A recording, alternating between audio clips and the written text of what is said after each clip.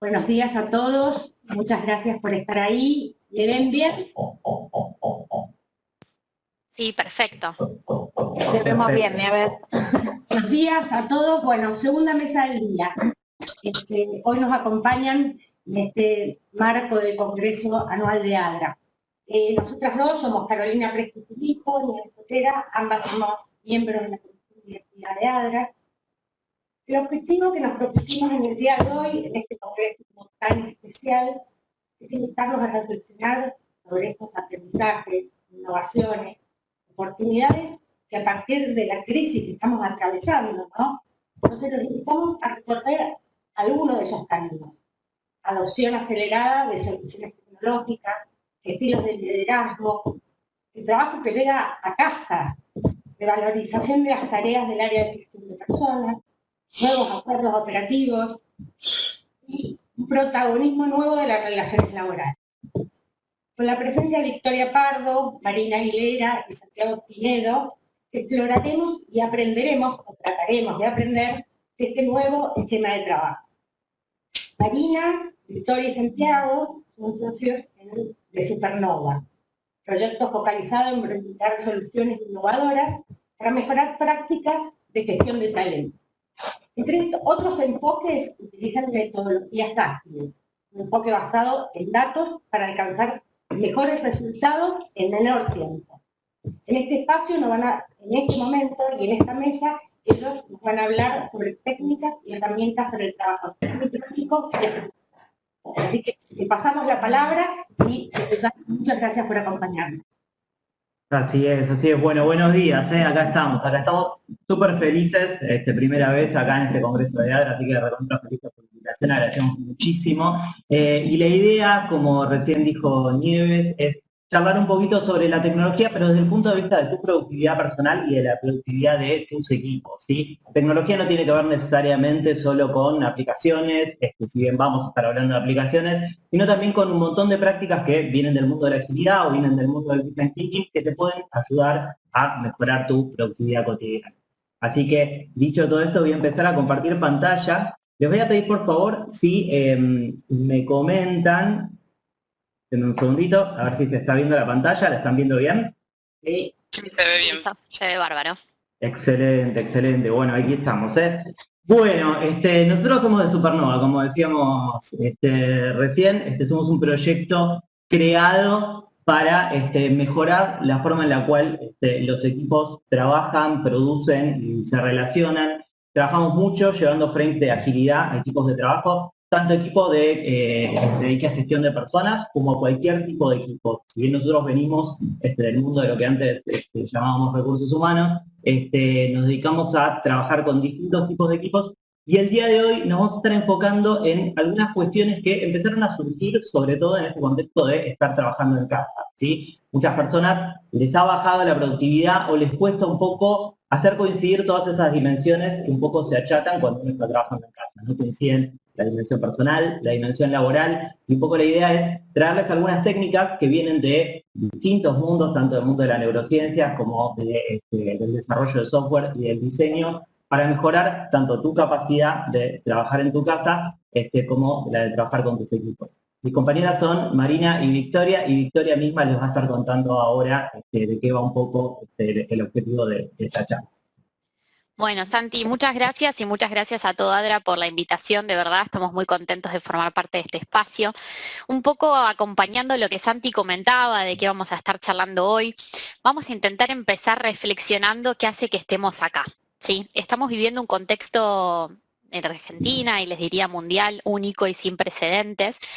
Y si vamos a ahondar un poquito más a fondo, cuando toda esta pandemia inició, muchos de los equipos que hoy estamos trabajando, todos remotos y distribuidos y trabajando desde nuestras casas, probablemente no estábamos todos acostumbrados a trabajar de forma remota con todo lo que eso significa y requiere, ¿sí?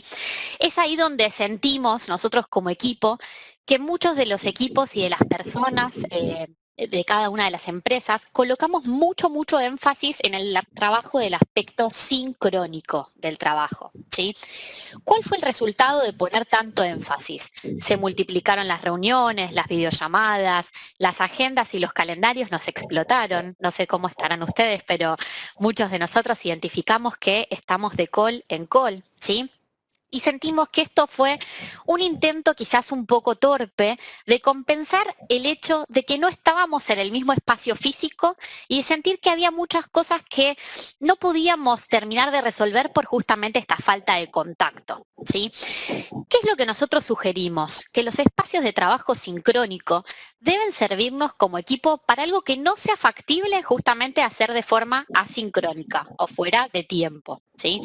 La idea de hoy del encuentro de estos 30 minutos es poder ayudarlos a que ustedes puedan contemplar ambas dimensiones para que podamos pensar juntos cuántos aspectos del trabajo grupal sinceramente requieren de esta sincronicidad, ¿sí? Y de este estar juntos en el mismo tiempo y el mismo espacio, aunque sea virtual, ¿sí? Un poco el objetivo del encuentro es brindarles a quienes se sumaron y desde ya agradecerles aquellas herramientas que sean concretas para que ustedes puedan trabajar y a la vez sentirse mejor cuando lo hacemos desde nuestra casa.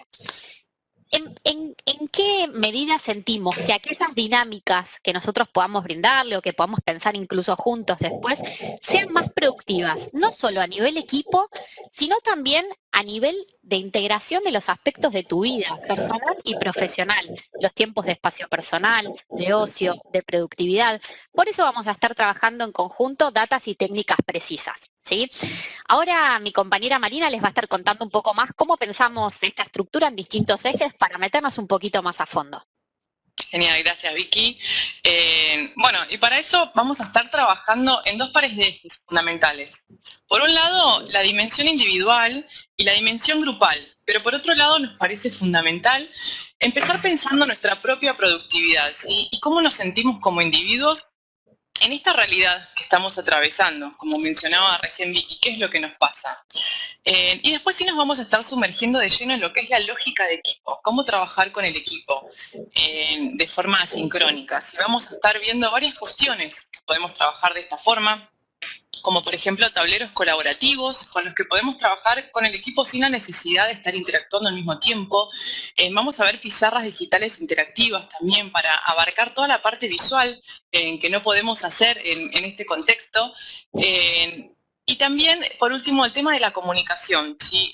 Cómo reemplazar el mail que nos llega todos los días, la cantidad de mails, cómo hacer para descentralizar esto. Pero bueno, ahora vamos a empezar con la parte individual y Santi nos va a empezar contando. Así es, porque un poco nos parecía natural y lógico, si vamos a hablar de individuos y de nuestra propia productividad, antes de meternos en el tema de equipos, empezar pensando un poco qué sucede en nuestra cabeza y qué sucede a nivel neurocognitivo. Acá nos parecía interesante compartir algunos principios que tienen que ver con las neurociencias. El primero de ellos tiene que ver con aquello que se llama ritmos circadianos y ultradianos.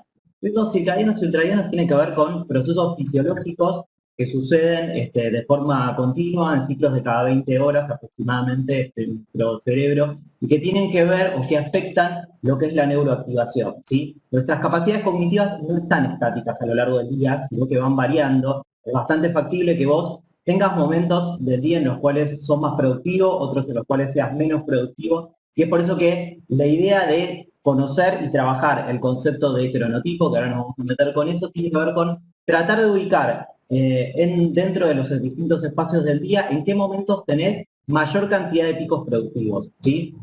Cognitivamente tenemos picos y valles productivos, esto tiene que ver un poco con lo que mencionábamos recién, y estos picos productivos de alguna manera son los que van a condicionar en qué medida vos tenés mayor rendimiento cognitivo, ¿sí? Existen básicamente, voy a bajar ahí, no sé si lo están viendo, existen básicamente 3 cronotipos. El primero de ellos es alondra, ¿sí? Son aquellas personas que son más productivas a la mañana, ¿sí? No es la mayor cantidad de las personas, y de hecho hay varios papers que trabajan esta cuestión, pero aquellas personas que se sienten más productivas a la mañana generalmente tratan de encarar la mayor cantidad de actividades posibles en este espacio del día. Hay otro tipo de gente, entre los cuales me incluyo, que es lo que llamamos búhos. En ese sentido, a ver, denme un segundito, porque ahí justo entró. Los búhos tienen que ver con aquellas personas que se pueden concentrar muchísimo más en los periodos nocturnos, ¿sí? Tienen sus picos productivos durante la noche. No son tantos tampoco, son el 20% de las personas, de acuerdo a varios papers que existen y que trabajan sobre esta cuestión, pero aquellas personas que son búhos se sienten muchísimo más productivas a partir de las 8 de la noche aproximadamente y generalmente tratan de encarar la mayor parte de sus actividades acá. Pero la gran mayoría de personas se encuentran dentro de esta categoría que son los colibríes, ¿sí? Aquellas personas que alcanzan sus picos productivos de forma vespertina y que tienen un voz de energía y de productividad que arranca aproximadamente al mediodía y que va creciendo a lo largo de la tarde, ¿sí?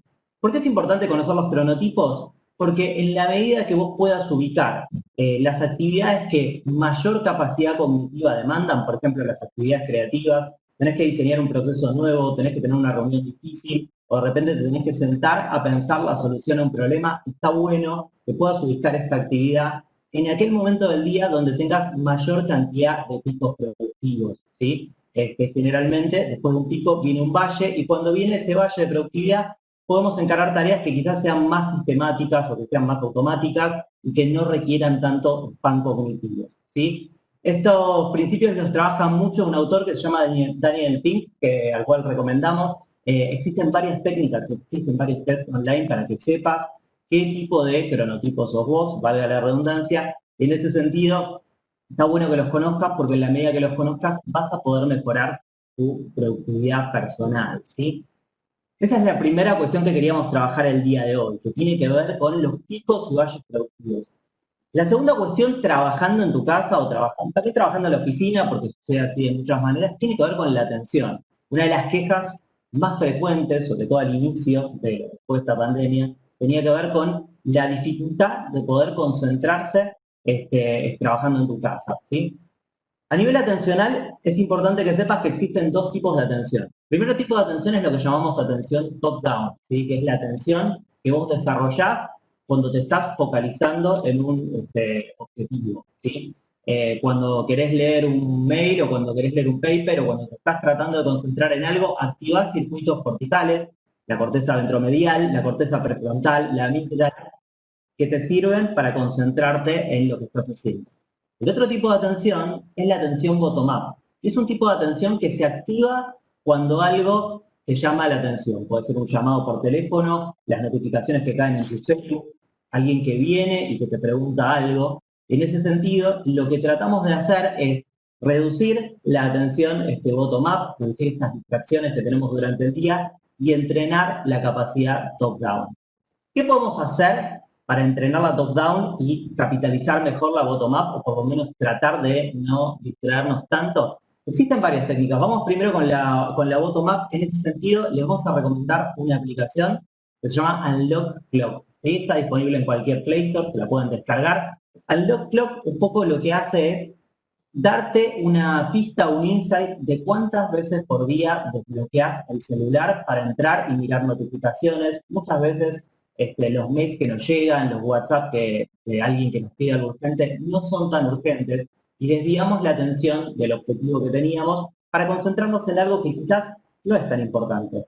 Aplicaciones como Unlock Clock te dan la pauta de en qué medida te estás dejando distraer por tu celular, que es una de las fuentes de distracciones más frecuentes, y te genera cierto insight para que puedas ir trabajando esto y reduciendo el spam cognitivo que le dedicas a cosas que quizás no tienen que ver tanto con tu productividad. ¿Y qué podemos hacer para reforzar la top-down? Bueno, existen muchos papers que trabajan la cuestión de que los objetivos y establecer objetivos y listas de tareas sirven para reforzar el foco y los circuitos corticales involucrados en la atención top-down, ¿sí? En ese sentido, si bien vos te podés poner tus objetivos del día en aplicaciones como Google Keep, o te la podés poner en tu libretita, que hay gente más analógica, hay gente más digital, pero existen aplicaciones que son particularmente útiles para esto. Te recomendamos dos. La primera es Habitica y la otra se llama CodeMe, también disponibles en cualquier Play Store, son gratuitas, están en tu versión web también. Y lo que te brindan, aparte de la posibilidad de ponerte listas de tareas, es generar cierto insight personal de en qué medida estás postergando indefinidamente un objetivo, porque lo vas pateando todas las semanas. También podés, como usan principios de lo que se llama gamification o ludificación, podés competir contra vos mismo o contra otras personas respecto a cuántos objetivos alcanzaste en una semana u otra. Parece una pavada, pero el hecho de comprometernos con un grupo, con una comunidad, hace que generalmente le coloquemos más foco a lo que queremos hacer y de esa manera reforzamos un poquito esta atención top-down que tan necesaria es para poder focalizarnos en lo que tenemos que hacer durante todo el día. Quedan ahí esas sugerencias en Unlock Clock para lo que tiene que ver con reducir las distracciones diabéticas y coaching para reforzar esta capacidad de focalizarnos. Ahora, la atención bottom-up no necesariamente tiene que ser una enemiga. Muchas veces el hecho de pararnos, de salir, de caminar, aunque sea poquitito, nos sirve para aliviar los circuitos corticales involucrados en la atención top-down. Y un poquito de eso y de los espacios de trabajo y de nuestras rutinas les va a estar contando mi compañera Vicky. Bueno, gracias Santi, me diste un pie bárbaro porque es un poco ir un nivel un poquito más de profundidad de lo que estabas charlando recién sobre los espacios de trabajo, sobre la actividad y cómo eso puede, digamos, derivar o influir en nuestra atención y ahí vamos a charlar un ratito de eso. Metámonos de lleno en lo que son los espacios de trabajo, ¿sí? Para nosotros mantener un espacio de trabajo ordenado, prolijo, limpio, para nosotros y para muchos papers, ¿no? Sentimos que reduce la carga cognitiva y que eso favorece la concentración. Ahora vamos a ir un pasito más. Aquellos entornos que son desordenados, y con eso me refiero desde al escritorio físico hasta quizás mi escritorio virtual, ¿sí? Ahí vamos a dar algunos ejemplos puntuales. Este desorden, o esta falta de orden, mejor dicho, consume nuestro span atencional. Muchas veces este spam que nos consume es incluso de forma no consciente e involuntaria, ¿sí? Y nosotros quizás no terminamos de darnos cuenta de la importancia del orden, de la claridad, de que todo esté bien dispuesto, ¿sí? ¿Qué es lo que nosotros sugerimos? Primero, mantener los mínimos elementos necesarios en el escritorio, ¿sí? Y además de eso, de la prolijidad, digo, como decía Santi, algunos somos más analógicos, otros más digitales, digo, el que tiene la libretita, tenerla ahí, tener los resaltadores, tener la lapicera, tener aquellos elementos que sabemos y sentimos que vamos a utilizar a mano, ¿sí? Pero también mantenerlo despejado, que no haya un exceso. Y cuando me refiero a exceso, acá sugerimos algo muy simple, y que quizás todos digamos, bueno, es algo elemental lo que está comentando, pero quizás no muchas veces lo hacemos, que es el hecho de evitar tener un exceso de solapas abiertas en nuestro navegador cuando lo que estamos haciendo es trabajo online, ¿sí? Esto ayuda muchísimo, ¿sí? a justamente no consumir más spam del que ya necesitamos para hacer la tarea que estemos haciendo, ¿sí? Hay un músico y ex formador de lo que es Talking Heads que se llama Brian Eno. Brian publicó un libro muy interesante en el cual nos comenta y nos comparte, digamos, a partir de su investigación, cuál es su metodología de trabajo para potenciar su actividad. En este caso fue la música, pero podría ser cualquier actividad que ustedes realicen. Creemos que es algo que suma y muchísimo, ¿sí? ¿Qué es lo que él sugiere como tip y que nosotros queremos compartirles como una herramienta clara y precisa? Es ordenar nuestro espacio de trabajo 2 veces al día, ¿sí? Nosotros lo recomendamos por 2 motivos fundamentales, ¿sí? Fundamentalmente por todo esto que veníamos charlando, de mantenerlo prolijo, de centrar, digamos, la atención, de que esté lo menos invasivo a mis actividades, digamos, que nosotros podamos tener.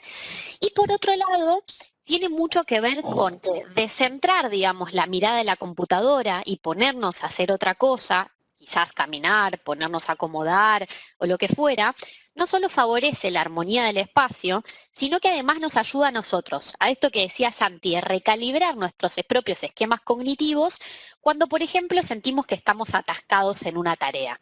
Por lo cual, imaginemos lo importante de frenar y de poder accionar, ¿sí? En base a eso. Por lo cual, al menos hacerlo 2 veces al día consideramos que es un punto óptimo para no desfocalizarnos de la tarea, pero a la vez intentar conectarnos de vuelta con nosotros mismos, con lo que nos atasca, con aquello que nos frena, ¿sí? Y ahora yendo un poco al punto de la actividad, hay muchos estudios, papers, como decía Santi, incluso estudios de Stanford, que demuestran que las caminatas y el estar en movimiento estimula la creatividad y la concentración. Y por consiguiente, la productividad es casi lineal lo que estamos intentando contar. Hay dos casos muy interesantes que queríamos compartirles, como el caso de Steve Jobs y en el caso de Jack Dorsey, que es el CEO de Twitter, no sé si lo conocen, en los que ambos comentan que solían dar largas caminatas durante el día para sentir que pensaban mejor, incluso comentan que en la mayoría de las caminatas surgían aquellas ideas innovadoras que no les surgían cuando intentaban compenetrarse con la libretita, ¿sí? Un poco lo que contaba Santi respecto al tipo de atención y las distintas atenciones que tenemos, top-down y bottom-up. La mayor parte de nuestros días, digamos, y de nuestro tiempo, utilizamos nuestra atención top-down, ¿sí? ¿Para qué? Para esto, para dirigir el foco atencional a un objetivo. ¿Esto en qué concluye? En que terminemos cansados, agotando nuestros recursos, estresados, ¿sí? Entonces, nosotros lo que proponemos es levantarnos y ponernos en movimiento. Cuando caminamos, justamente, como decía Santi, el tipo de procesamiento atencional es totalmente diferente, ¿sí?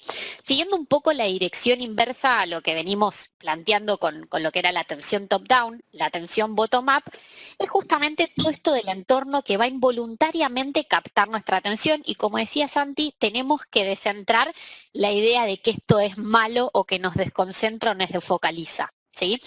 Justamente es todo lo opuesto, es recuperar justamente esta maltrecha atención voluntaria.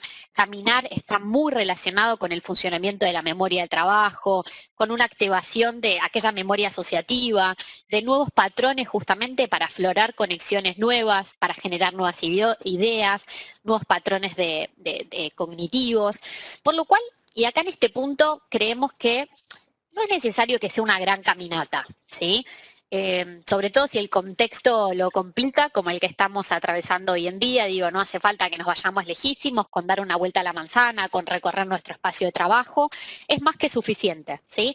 Pero movámonos y rompamos un poco con esta estructura para justamente, favorecer todos estos aspectos que derivamos, que estuvimos trabajando, que derivan fundamentalmente en una energía más focalizada y en una mejor productividad, atención, memoria y trabajo en cada cosa que uno decida enfocarse, ¿sí?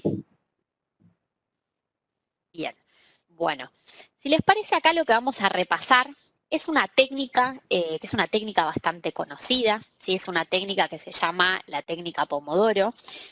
No estamos inventando la pólvora para nada, es un método de gestión del tiempo que es bastante conocido y utilizado hace muchísimo tiempo, que fundamentalmente puede ayudarte a mejorar la productividad. Todo esto que charlábamos antes y repasábamos tanto Santi como yo cuando hablábamos de espacio y actividad, ¿sí? ¿Cuál es el principio fundamental de la técnica Pomodoro? Es que las pausas nos ayuden a mejorar nuestra actividad mental, ¿sí?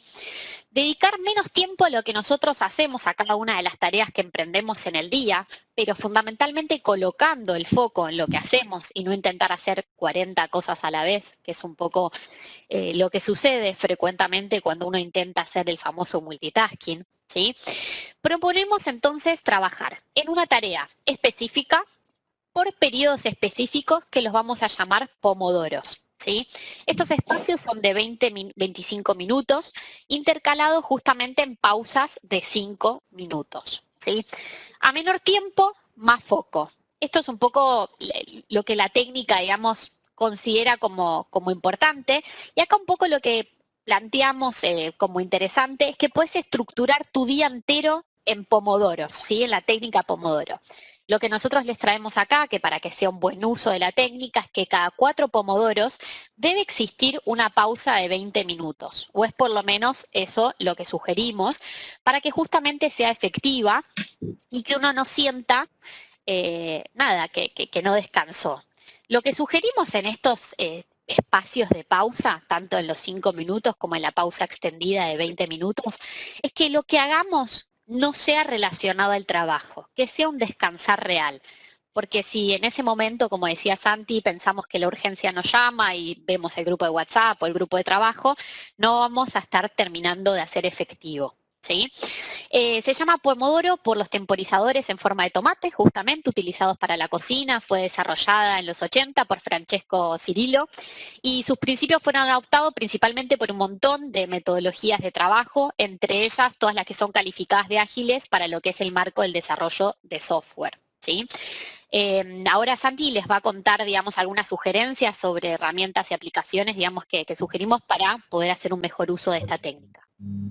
Así es, si recién te sumaste, te cuento que somos de Supernova, estamos hablando de productividad, estamos todavía en el eje individual, en un momentito nada más nos vamos a volcar al eje grupal. Y cerrando un poquito el concepto que decía recién Vicky, si te interesa usar la técnica Pomodoro, tenés varias aplicaciones que están disponibles para eso. La primera es Marinera Timer, también completamente gratuita, y después tenés Focus Poster, que es una aplicación de tipo premium, o sea, algunas de las funcionalidades son gratuitas, otras son pagas, pero las dos son súper recomendables y te dejamos esas dos sugerencias en el caso que quieras implementar Pomodoro, ayudándote con una aplicación, siempre va a ser muchísimo más simple.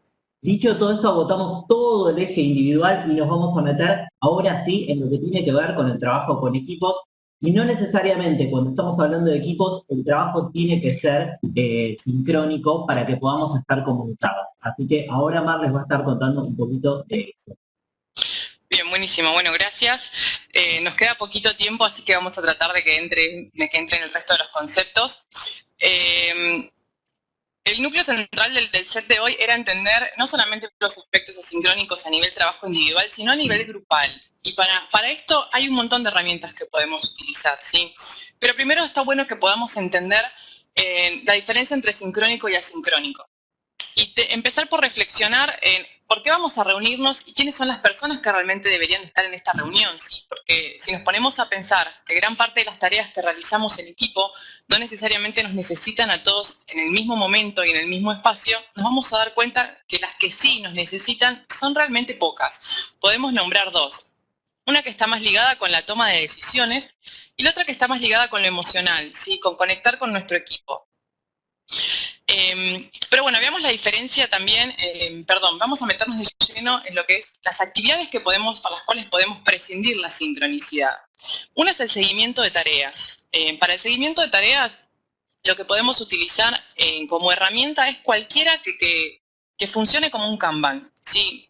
Recordemos que un Kanban básicamente nos va a mostrar los diferentes estadios en los que se encuentra una tarea o un proyecto que estamos llevando adelante.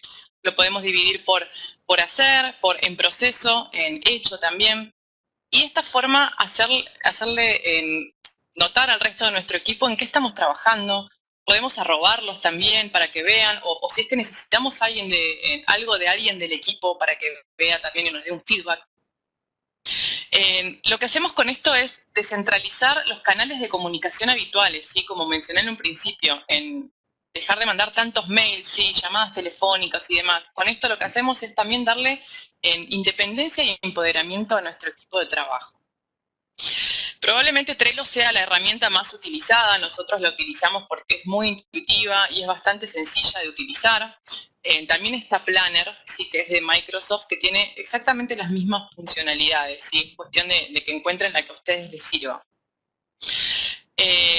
También tenemos lo que se llama las pizarras digitales interactivas, que acá lo que vamos a abarcar es toda la parte visual que no podemos hacer en un mismo espacio.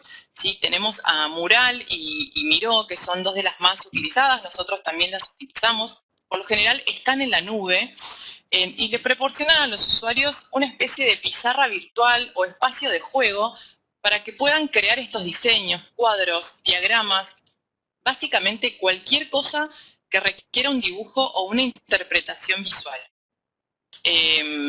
Si bien nos permite visualizar y simplificar esto, también funcionan como tableros, porque podemos dejar plasmadas nuestras planificaciones para que cualquier miembro del equipo que lo necesite entre y lo vea en el momento que necesita, ¿sí?